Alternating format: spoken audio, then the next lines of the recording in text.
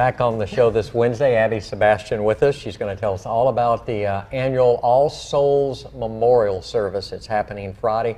Been going on now for 26 years. So, Abby, welcome. Good to have you this morning. Thank you. It's good Thank to be you here. for being with us this morning. Thank you. Tell us about what's going to happen Friday morning over in Pineville.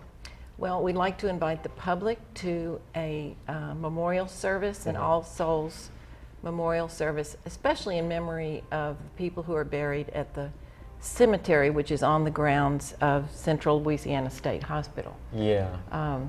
There's a historical marker there commemorating the cemetery, and as you can see on the screen, when people were buried there, when Central Hospital was very active, there was a concrete marker. It's about maybe 6 by 6 inches in diameter, and the patient's ID number would be stamped on that. That would be their only identification. That's the only identification. So that's one reason our committee theme is putting names to numbers. Okay.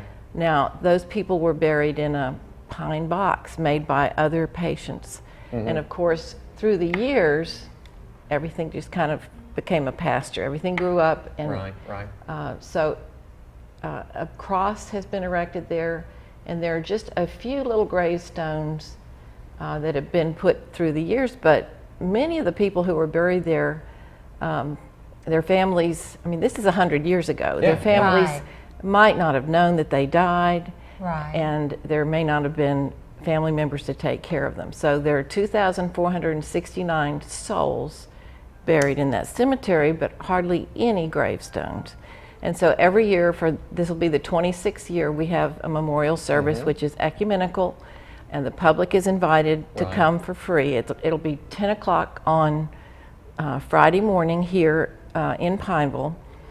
There's a security entrance on the main library, the Pineville Library side. So if you come from like Lake Bulow or in town, you need to come to the entrance on the library side. Okay. And then there'll be signs directing people how to get to the cemetery. And then following the service, which usually isn't very long, the Rose Cottage will be open for reception. Now, it's now a museum. And it used to be a morgue.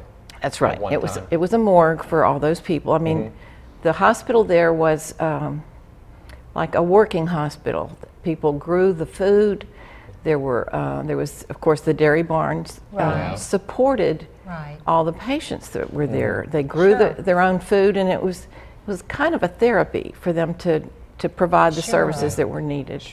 And so it's just a fascinating place, but it's heart-wrenching at the same time. And putting names to numbers, that's excruciating work, I would think. Well, it's a little difficult to raise money for that, but we've and you're with the committee, right? The Cemetery Preservation Committee, right, Abby?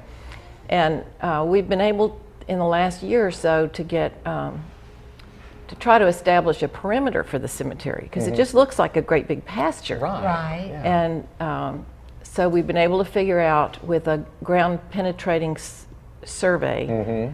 We hired some people to come and search for the perimeter of the cemetery so that we could. Someday maybe we could build a fence, but there's no fence. But if you're out there, you can see the cross, and there's a bench in memory of some of the patients. And the memorial service is Friday morning, 10 o'clock, free, open to the public. Public is invited, and you can learn more about Central Louisiana State Hospital, which is still a working hospital for the mentally ill. Abby, thanks for coming by. Thank you so much for joining us and sharing with us this morning. Thank you. Abby, a big baseball fan, real quick. Who's going to win tonight?